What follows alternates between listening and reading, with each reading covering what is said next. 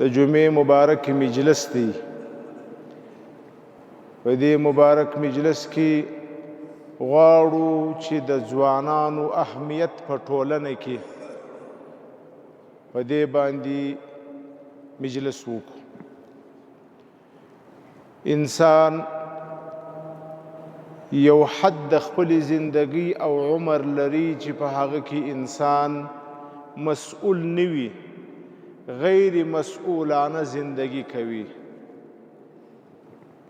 هر انسان یک حد زندگی و عمر خود داره که در اون حد مسئول نیست، نه مسئولیت بنزد الله جل شانه داره و نه مسئولیت بنزد مخلوق داره که شریعت اون را زمانه طفولیت یا پیش قبل از بلوغ کدام زندگی که انسان داره در اینمی زندگی انسان مسئول نیست، نه از اونمو انسان در اینمی عمر مطالبه نماز میشه، نه مطالبه دیگر اعمال میشه. و یک حد دیگر از زندگی خود داره که قرآن کریم اونمو حد را با ارذل العمر تعبیر کرده. یو انسان چې کله د شپېتو کالو څخه واوړي نو بیا د دې انسان زندگی دا د احتیاج سي. انسان د بل لاس ته محتاج وي، سترګې کار نه کوي، انسان عینکو ته ضرورت لري، غوږونه کار نه کوي، مشین ته ضرورت لري، خپل غاښونه ختم سي، پلاستیکي غاښونه ږدي، په خپلو پښو باندې مزل نسي کولی، همسا لګوي. ومنکم من یتوفى ومنکم من يرد إلى أرذل العمر لكي لا يعلم من بعد علم شيئا.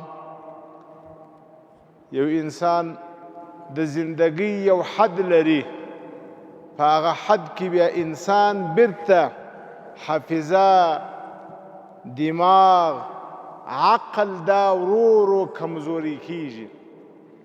یو وخت داسې حالت ته انسان رسیږي چې خپل بچی نه پیژني ته څوک یې، خپل بچی د خپل کور انسانان نه پیژني.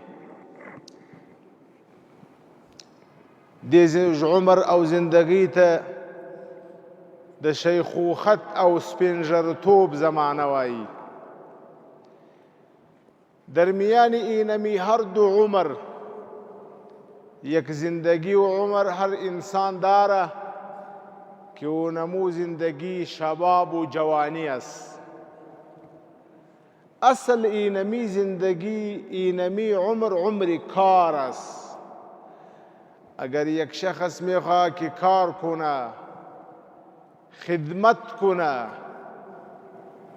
انقلاب بیاره، در اینمی جوانی میشه.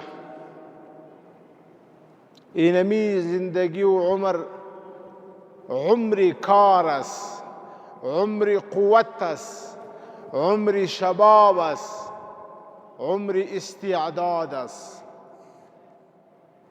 اگر یک انسان اینمی عمر خود را در خدمت دین صرف کرد، یک تبدیلی، یک انقلاب میتوانه که در اینمی ماحول خود در خانه خود بیاره.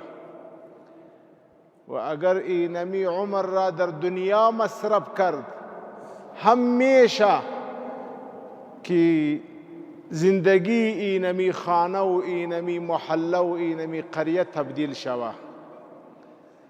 دا د ځوانۍ ژوند، د ځوانۍ عمر، دا د انقلاب، دا د خدمت وقت دی. و الله جل شانه به ما و شما در کتاب خود، در قرآن عظیم الشان واقعات را بیان کرده. اینمی واقعات بری عبرت است، اینمی واقعات بری پند گرفتن است که ما و شما از اینمی پند بگیریم. الله جل شانه را په قرآن شریف کی بیان کی وَاتْلُ عَلَيْهِمْ نَبَأَ بَنِي آدَمَ بِالْحَقِّ إِذْ قَرَّبَا قُرْبَانًا فَتُقُبِّلَ مِنْ أَحَدِهِمَا وَلَمْ يُتَقَبَّلْ مِنَ الْآخَرِ قَالَ لَأَقْتُلَنَّكَ قال إنما يتقبل الله من المتقين. الله جل شانه وخپل نبی صلی الله علیه وسلم ته امر کوي ته ودې انسانانو ته د دوو ځوانانو واقعه بیان کا. د آدم علیه السلام دوه زامن دي، یو قابل دی یو حابل. دواړه ځوانان دي. یو ځوان خپل استعداد خپل صلاحیت دا د الله جل شانه د رضا لپاره مصرف کی، حابل ورته وایي. بل ځوان خپل استعداد او ځواني دا د شهواتو لپاره تیره کړله، د شهواتو لپاره یې مصرف کړله، هغه ته قابل وایي. قابل د حابل سره په جنگ سو. قابل و حابل ته وایي لأقتلنک، زه به تا قتلوم، زه به تا مړ کوم. ولی حابل دا وخپل رور ته وایي لئن بسطت الی یدک لتقتلنی ما انا بباسط یدی الیک لاقتلک. که ته په ما باندې لاس پورته کوې اگر شما ما را قتل میکنی، ما تو را قتل نمیکنیم. چرا؟ انی اخاف الله رب العالمین، ما از الله جل شانه می ترسیم، اینمی کار را نمی کنیم. انی اريد ان تبوء باثمی و اثمک فتکون من اصحاب النار. کته ما قتل میکا و په قیامت کې به ته د زما د دې قتل مسؤول یې، د دې جواب به وایې. الله قابل خپل ځواني دا د شهواتو په طلب کې د خپل شهواتو د پوره کولو لپاره تیره کړله، او حابل خپل زندگی دا د الله جل شانه د رضا لپاره تیره کړله. حدیث مقدس دی نبی کریم صلی الله علیه وسلم فرمائی تر قیامت چې هر ناحق قتل کیږي، تر قیامت چې هر ناحق قتل کیږي، په دې قتل کې به د قابل حصه وي. تر قیامت چې هر ناحق قتل کیږي، په دې قتل کې به د قابل حصه وي. چرا جوانی خود را در گناه صرف کرد، استعداد خود را در گناه صرف کرد.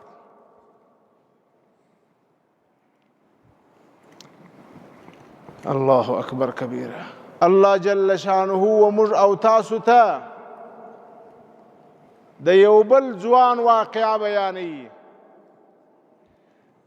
هغه ځوان په نسب کې هم ډېر لوړ دی، یک دیگر جوان است، نسب هم اعلی داره، اولاد نبی است، اولاد نبی است، ولی او نمو جوان در جوانی خود راه نبی را اختیار نکرد، راه شیطان را اختیار کرد، ناکام شد. او نمو جوان نام داره کنعان. اینمی پسر حضرت نوح علیه السلام است. حضرت نوح علیه السلام یک نبی اولو العزم است، ولی پسر نوح علیه السلام راهی نبی را تعقیب نکرد، راهی پدر را تعقیب نکرد، جوانی خود را در شهوات در لذات دنیا بسر کرد.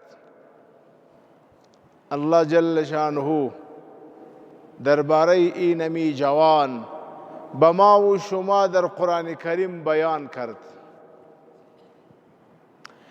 نوح علیہ السلام وخپل زوی ته وایي یا بنی ارکب معنا ولا تکن مع الکافرین، بچی راسه نن ورځ کې دا زما کشتي ده، د نجات کشتي ده، راسه زما په کشتي کې کښېنه. ولا تکن مع الکافرین، د کافرانو سره مه یو ځای کېږه. لکه نن سبا چې ډېر ځوانان دا په خپلو پلرو باندې خندا کوي. پلار ورته وایي بچی دا مه کوه، زوی ورته وایي بابا نن د انټرنیټ زمانه ده، بابا د چټ جی بی ټي زمانه ده، قاري صبرس بابا د چټ جی بی ټي زمانه ده، بابا د ترقی زمانه ده. استاسو د زمانې خبرې نه دي. نو د نوح علیه السلام زوی هم نوح علیه السلام ته وایي چې زه ستا سره کښتۍ کې نه کښېنم، لکه چې ګرځي، زه ستا سره کښتۍ کې نه کښېنم.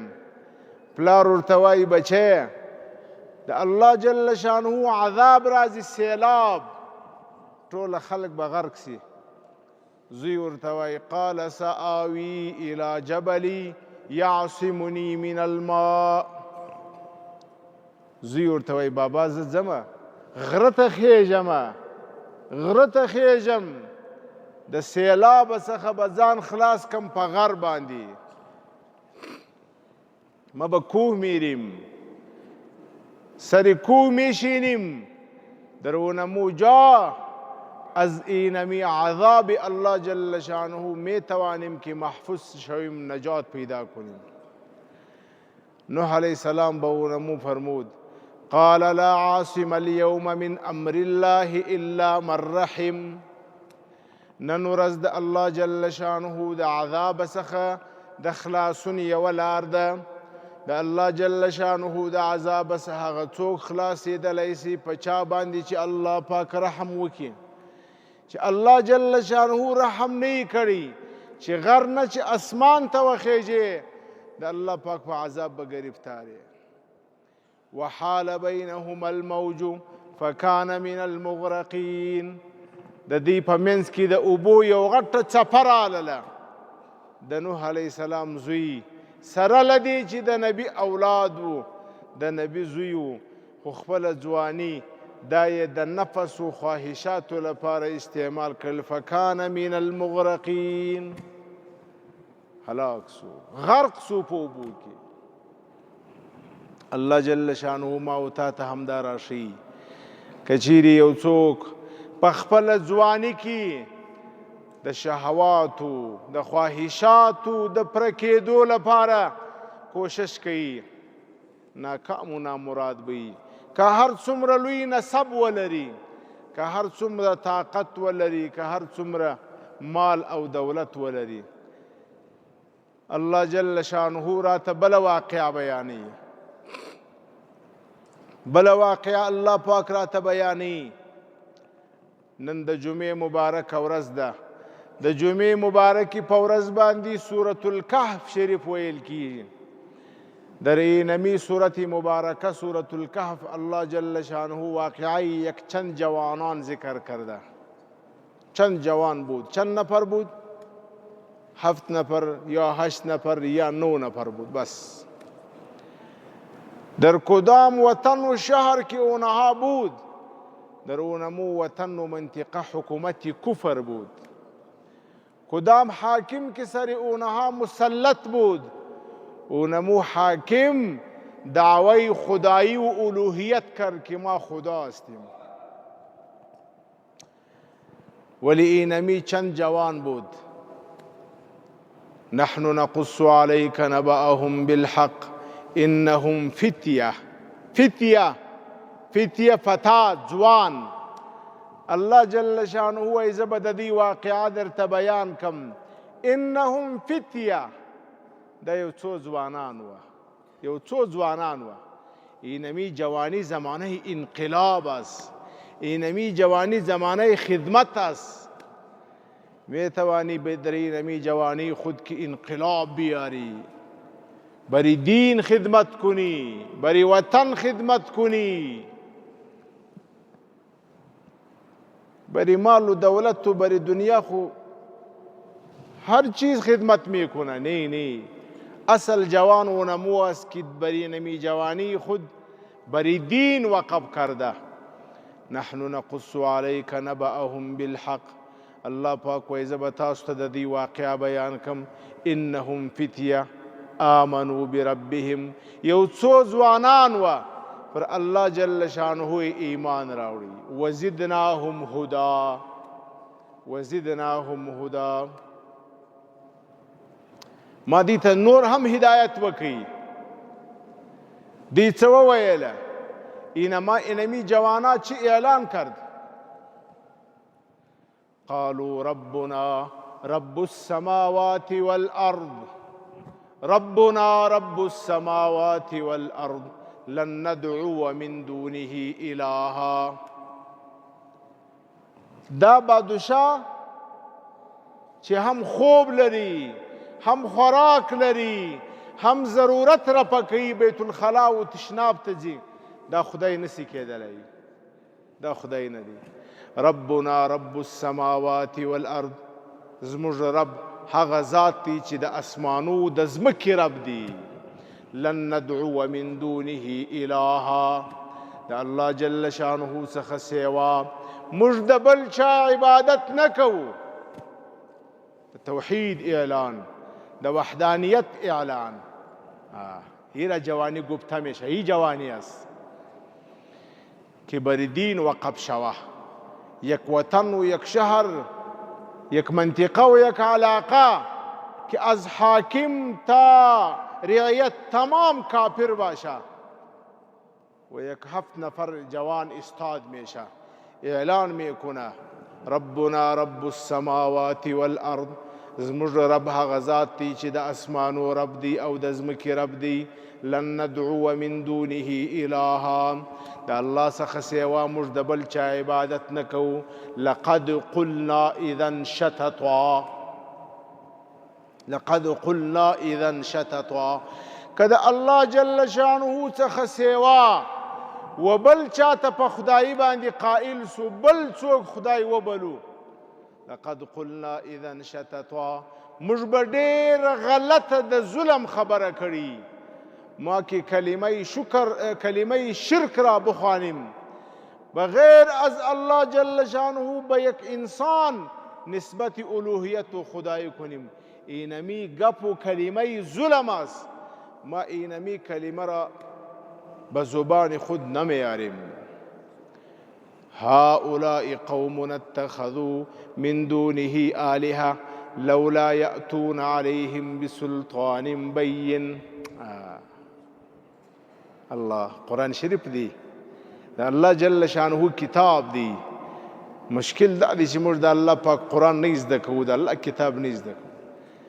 عجیب جواب یې ورکوي، هؤلاء قوم اتخذوا من دونه آلهة، دا زموږ قوم د الله جل شانه څخه سوا د نور بوتانو عبادت کوي، د بت عبادت کوي.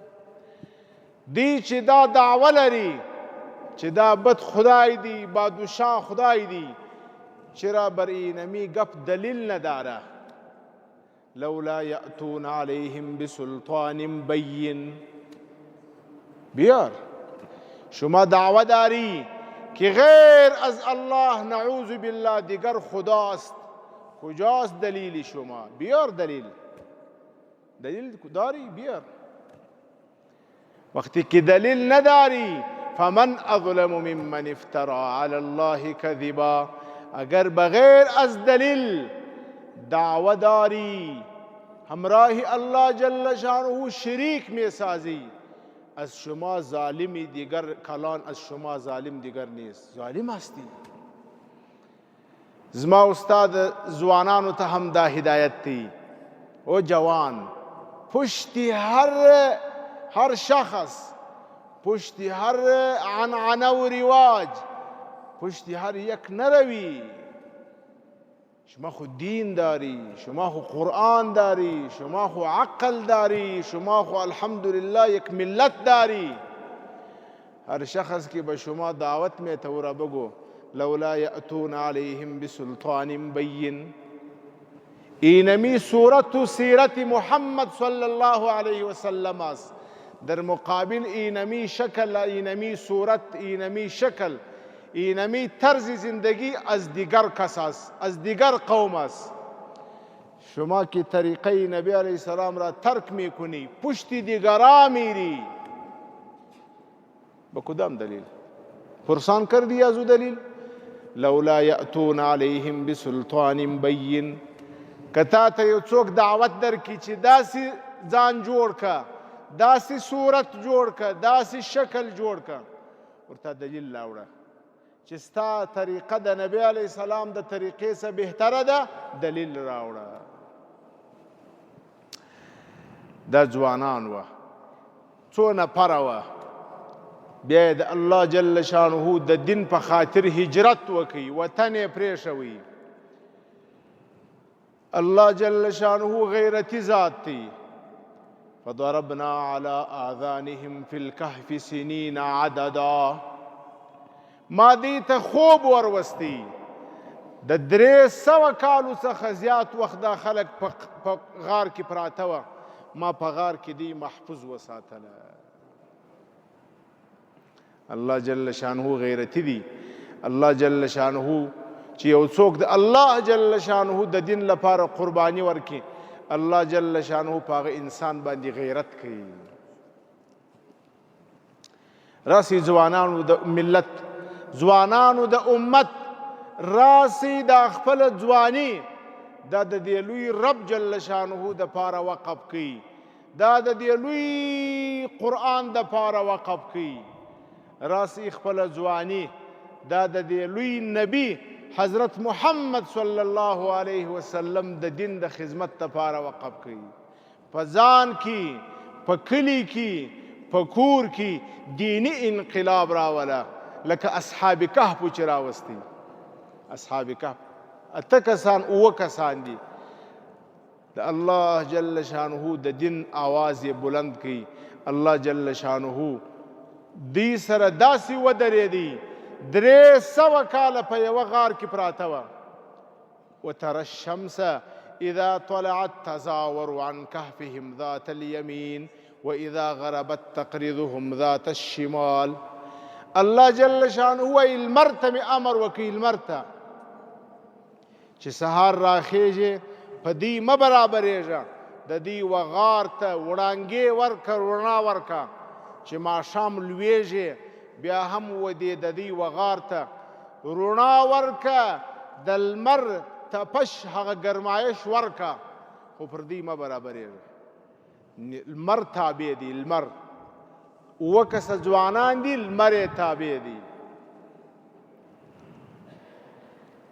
همت بلند دارو کی نزدی خدا و خلق، همت بلند دارو کی نزدی خدا و خلق، باشد بقدری همتی تو اعتبار تو. چې هر څومره همت کوي دومره به الله جل شانه ستا قدر کوي. الله جل شانه راته په خپل کتاب کې د یو بل ځوان واقعه بیانوي. یک دیگر جوان است در یک خانه است که اونمو خانه پر از بت است. خود پدر اینمی جوان، پدر اینمی جوان بت فروش است، بت ساز است، بت را جور میکنه، بت را میفروشه، به مردم اینمی بت تیار میکنه که اینمی بت خدای شماست. یک جوان استاد شد در اینمی خانه، اونمو جوان پرسان کرد از مردم، از پدر خود، همراه پدر خود بحث کرد، از پدر خود سوال کرد. فلما رأى الشمس بازغة قال هذا ربي، فلما رأى القمر بازغا قال هذا ربي. کله چې سپوږمۍ راوختل بابا دا څه شی ده؟ ول دا خدای دی. فلما افل قال لا احب الافلین. چې کله سپوږمۍ ولوېدل ول بابا خدای څه سو؟ ول خدای غروب وکړي. ول دا خدای نسی کېدلی. فلما رأى الشمس بازغة قال هذا ربي هذا أكبر. چې لمر راوختي ول بابا دا څه شی دی؟ ول دا هم خدای دی. فلما افلت چې کله لمر ولوېدی ول بابا خدای څه سو؟ ول خدای خو غروب وکړي. بس دې ځوان اعلان وکړي قال انی بریء مما تشرکون. شما که همراه الله جل شانه هر چیز را در الوهیت و عبادت شریک میکنی ما از او بیزار هستیم. انی وجهت وجهی للذی فطر السماوات والارض حنیفا وما انا من المشرکین.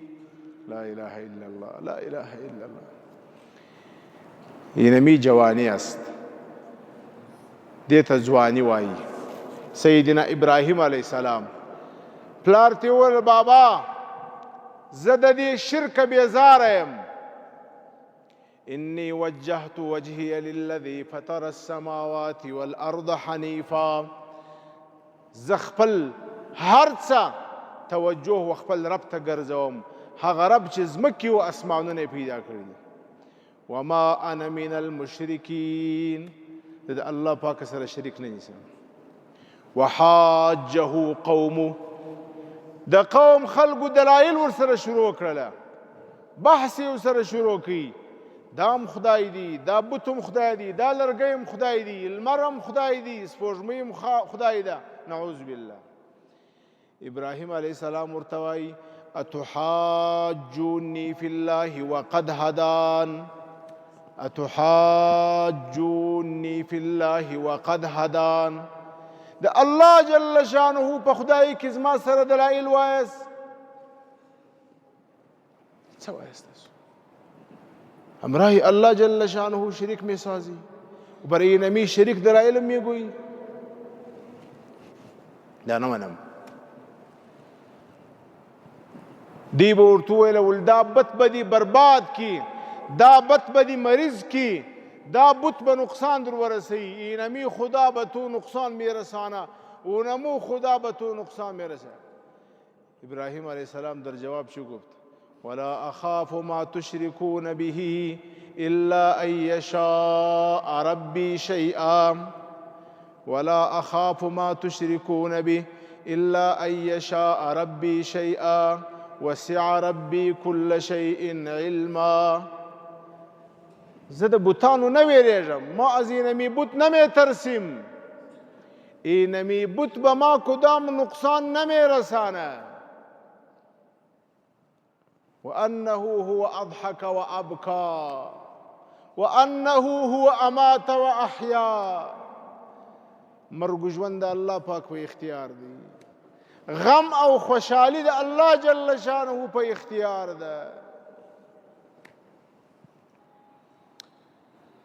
لا اله الا الله لا اله الا الله لا اله الا الله.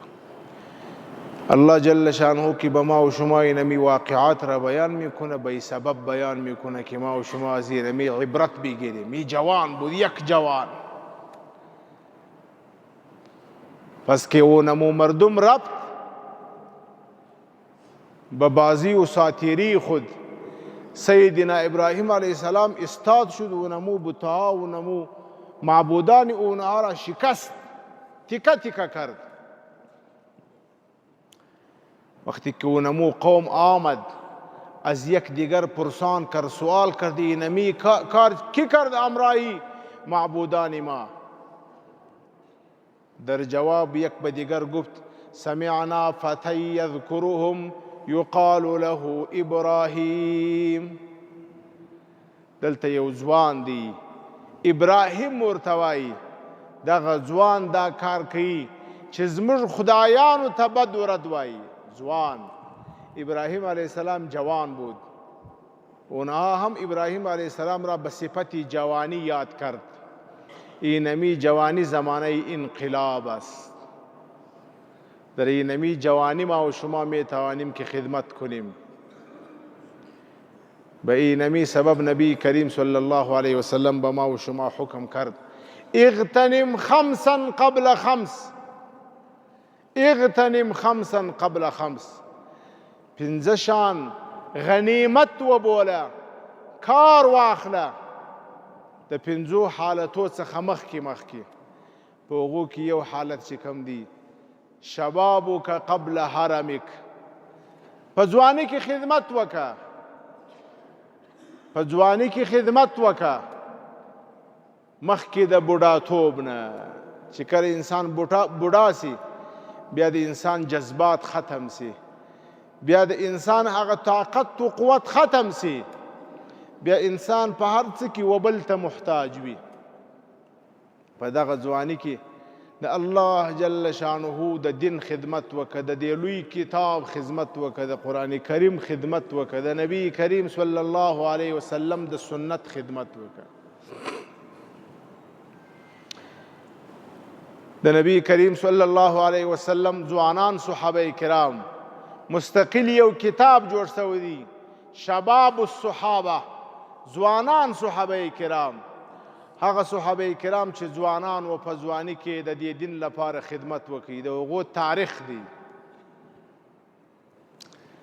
په هغو کې یو ځوان انس بن نضر رضی الله عنه، انس بن مالک رضی الله عنه وایي زما کاکا انس بن نضر رضی الله عنه په بدر کې نو شریک سوی، چې کله د بدر غزا وه زما کاکا نو شریک سوی، نو بیا به په دې ارمان باندې و، دا ارمان به یې کوي ولکه بیا د دین لپاره د اسلام لپاره د قربانۍ میدان رالی لأرین الله ما اجد، ما به الله جل شانه نشان میتیم که ما بر دین چطور قربانی میتیم، ما به الله جل شانه پس نشان میتیم که ما بر دین چطور قربانی میتیم. اینمی جوانا بود که الله جل شانه بل موقع راوستل د قربانی، زه به د دین لپاره داسې قرباني ورکوم، الله ته به خپل ځان ښکاره کوم چې یا رب ستا د دین لپاره داسې قرباني ورکوم. را روان کال د احد میدان جوړ سو، د احد غزا ده.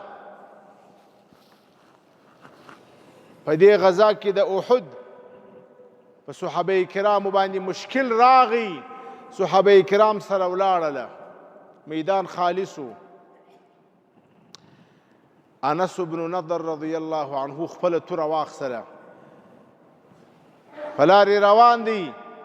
سعد رضی الله عنه یې ولیدي، هغه د احد د میدان څخه دورې روان دی د مدینې پر خوا باندې. انس بن نضر ورته وایي یا سعد این تذهب، چیرې روانې؟ سعد چیرې ځې؟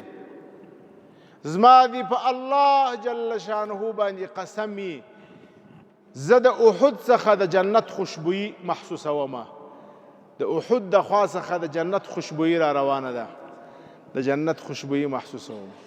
کجا میری شما؟ بیایی طرف جنگ، ما از اینمی میدان جنگ خوشبویی جنت محسوس میکنیم، کجا میری؟ بیا ولاړی په میدان کې قربانی ورکړله. انس بن مالک رضی الله عنه وایي وراره وایي کله چې جنگ ختم سو موږ ولاړولو په شهیدانو کې ګرځېدلو، غوښتل مو چې خپل تره خپل کاکا پیدا کو. وایي انس بن نضر مو پیدا کړي 87 بین طعمة برمح وضربة بالسيف. وایي زما پر اکا باندې څو اتیا وارې سوي وه، یو وارې نه، 10 وارې نه، 20 وارې نه، 30 نه، 40 نه، 50 نه، 80 او یا اتیا، تر اتیا زیات وارې یې خوړلي وه، د نیزو وارونه، د تورو وارونه. او زما دې قسم می انس بن مالک رضی الله عنه وایي چې یو وارې هم پر شانو و خوړلی، ټوله یې پر مخ باندې خوړلي وه. هلته وعده کړې وه ولکه الله جل شانه بیا موقع راوستله لأرین الله ما اجد، زه به الله پاک ته ورښکاره کوم چې د دین لپاره زه داسې قرباني ورکوم. اینمی جواناست. خون اینمی جوانا بود که آل ما و شما پس از 1400 سال در اینمی وطن کابل ما و شما سبحان ربی العظیم سبحان ربی الاعلا الله اکبر ایرا می خوانیم. اینمی دین که به ما و شما رسید قربانی و انقلاب اینمی جوانا بود. رسی جوانانو د الله جل شانه و دین ته خپله ځواني پیش کی. عبدالرحمن بن عوف رضی الله عنه وایي د بدر په میدان کې نبی کریم صلی الله علیه وسلم صفونه ودروله. زه هم په صف کې ودرېدلم. په صف کې مې دې خوا ته هم یو ماشوم ولاړ دی ځوان، دې بلې خوا ته مې هم ماشوم ولاړ دی ځوان. ما چې دې خوا ته وکتله کشر دی، دې خوا ته مې وکتل کشر دی. ډېر خفه سولم. مالکش کې مې و دې دواړو خواو ته یو قوي ځوانان ولاړ وای، یو قوي خلک ولاړ وای. دا خو ځوانان دي، ماشومان دي. لکه جنگ شروع سو نو دا خو زما څخه هېڅ دفاع نسي کولی. پخوا زمانه کې به جنگ لاس په لاس باندې و، نو چې د چا سره به یو قوي ملګري و هغه به خوشحاله و. وایي زه په دې فکر کې یم، د بخاري شریف روایت دی، دا یوه طرف ماشوم وشورولم، ما تې ویل کاکا ما ولها ول ابو جهل کمه دی ابو جهل.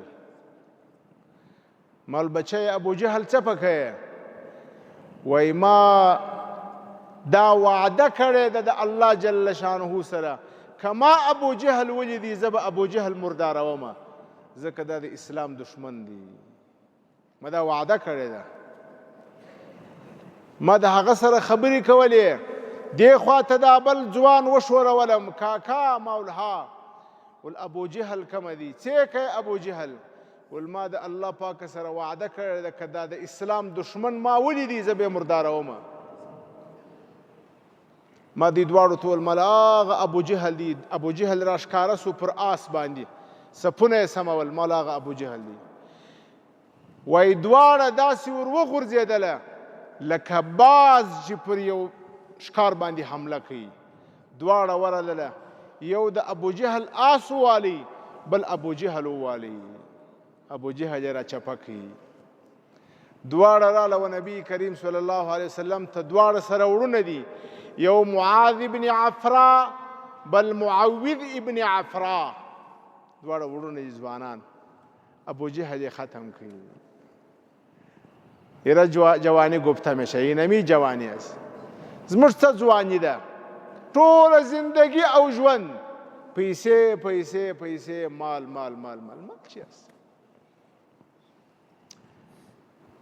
جوانی خو اینمی بود که مردم در اونمو جوانی خدمت کرد، بری دین قربانی داد، بری سنت قربانی داد، بری قرآن قربانی داد، عالم توحید را بلند کرد، انقلاب آورد. و اگر ما اینقدر کمزور شویم که در اینمی جوانی خود در دیگر جا خو نمیتوانیم که انقلاب بیاریم، خود را هم تغییر نمیتوانیم که خود را تغییر بیتیم. کمزوری است. لہذا ځوانان دا د امت سرمایه ده. دا ځوانان دا د یو قوم سرمایه ده. دا ځوانان به دا دین د سپین ږیرو د دې مشرانو څخه چې په اول صف کې دي د دغو څخه به دین زده کوي، بیا به نوي نورو نسلو ته رسوي. نو خواست مو دا دی، ارزو مو دا ده چې زموږ او ستاسې ځوانان خپله ځواني دا د الله جل شانه دین ته وقف کړي.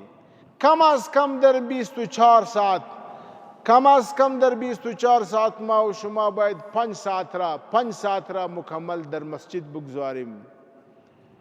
اینمی قرآن، اینمی سنت، اینمی دین سر ما و شما حق داره. این سر ما و تن ما و شما مصیبت آمد به شکل روس، به شکل اتحاد جماهیر شوروی. اینمی جوانا استاد شد اینمی کفر را شکست داد، به نصرت الله جل شأنه قربانی داد و وطن ما و شما را از اشغال آزاد کرد. پس بر وطن ما و شما ناٹو امریکا آمد. اینمی جوانا بود که استاد شد در مقابل اینمی اشغال، خود را قربان کرد، فدایی کرد. الونا اینقدر قربانی داد برای اینمی دین و ما نمیتوانیم که اینمی دین را یاد بگیریم، نمیتوانیم که اینمی از اونمو دین به دلائل و به زبان دفاع کنیم. ما در یک مجلس هستیم، در اونمو مجلس مردم به احکام دین استهزاء و رشخند میزنه، ما هم همراه اونها میگویم بله بله اینطور است و اینطور است.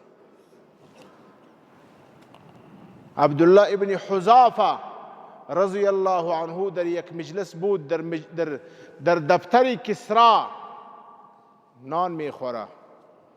از نان اونمو صحابی یک چیز به زمین افتید. سنت طریقه اینمی است وقتی که از نان شما یک چیز به زمین افتید او را بالا کنی، پاک کنی، بخوری. عبدالله ابن حذافه اینمی چیز را بالا کرد، اراده کرد که را بخوره. یک اندیوال در پهلوی عبدالله ابن حذافه است، به عبدالله ابن حذافه اشاره داد چطور نکو. پس مردم میگوید که چطور گرسناست که چیزهای زمین را میخوره. عبدالله ابن حذافه رضی الله عنه جواب داد اینمی کار را به سبب گرسنگی نمی کنیم، اینمی سنت نبی علیه السلام است. اترک سنت نبی لهؤلاء الحمقى. چه خیال داری شما از ما میخواهی که به سبب اینمی مردم کم عقلی کسرا، به سبب اونها ما سنت نبی علیه السلام را بمانیم؟ یا از ما نمیشه. زه د نبی علیه السلام یو سنت نپریږدم چې دنیا هر څه وایي دي. دا زما ستا مشران و دا زما ستا اسلاف و اولئک آبائی فجئنی بمثلهم. دا زموږ مشران دي که دنیا کې څوک نمونه لري نمونه دې راوړي. دې مشرانو ځوانانو تر موږ پورې دین راورسوي. راسي ځوانانو الله جل شانه د دې دین لپاره قرباني ورکو، دا دین زده کو، دا دین عملی کو، د دې دین څخه دفاع وکړو. منافقین په یو مجلس کې ناست وه، په یو مجلس کې منافقین ناست وه، د مدینې منورې منافقین. په هغه مجلس کې د دین په احکامو باندې رشخند وال کېدي. یو به د دین په احکامو باندې رشخند وهي، انورو پر خندله. الله جل شانه نبی کریم صلی الله علیه وسلم ته خبر ورکي. نبی علیه السلام منافقین را وغوښتله د الله پاک آیاتونه زما سنت تاسې رشخند به وایي؟ هغو څه جواب ورکي؟ جواب یې ورکي قل انما كنا نخوض ونلعب، انما كنا نخوض ونلعب. لبده مرغه زما او ستا ځوانان هم داسې ځوانان لرو چې راټینګ یې کې چې د الله جل شانه په دین باندې خلک رشخند وایي، د الله پاک په احکامو، د نبی علیه السلام په سنتو رشخند وایي. ته ناست وې هغه وایي موږ هسې ګپ لګوله، هسې مو ګپ لګوله، موږ طبیعت سموي. نو منافقانو هم وویل انما كنا نخوض ونلعب، ما خو فقط بری ساتیری کردیم اینمی کار. الله پاک آیات راواستوي قل اب الله وآياته ورسوله كنتم تستهزئون. نبی علیہ السلام ته الله پاک وایي دې ته ووایه په الله رشخند وهئ، خو چې د الله پاک په احکامو رشخند وایه په الله پاک رشخند دي. ورسوله د الله جل شانه په دې لوی رسول صلی الله علیه وسلم باندې رشخند وایه. وآیاته د الله پاک په احکامو رشخند وایه. لا تعتذروا قد کفرتم بعد ایمانکم. د اسمان څخه فتوا جاری سوله. ای فتوا از ما نیست، از دیگر مولوی صاحب نیست، از امام ابو حنیفه رحمه الله نیست، از اسمان آمد. لا تعتذروا قد کفرتم بعد ایمانکم. خبردار، اینمی عذر قبول نیست. په دې ریشخند وهلو باندې د ایمانه ووتلاست. ختم. بازی نه بریشي بابا. بازی وکړه، د بابا په ژیره بازی مه کوه. الله جل شانو اینمی وظیفه اینمی جواناست. شما در مجلس هستی، اینمی پروگرام که مردم میکنه در تلیفون، از یک جا و دیگر جا مردم یک جا میشه، سر احکام خداوندی رشخند میزنه، شما میشنوی و در پایین کامنت هم نوشته میکنی که ماشاءالله ماشاءالله هم نوشته میکنی. رضا بالکفر کفر. کسی که با کفر راضی شد اونم کافر شد. پس که اونمو شخص را بگو که چرا اینطور میکنی؟ ما خو نگفتیم، او خو گفت، ما فقط شنیدیم. خود تو اینجا پایان در کامنت نوشته کرده بودی که ماشاءالله زنده باد. لہذا جوانانو د الله جل شانه خاطر وکي، د الله پاک دین زده کړئ، دین زده کړئ، دین عملی کړئ، او د دې دین څخه راسي په ګډه دفاع وکړو. واخر دعوانا الحمد لله رب العالمین.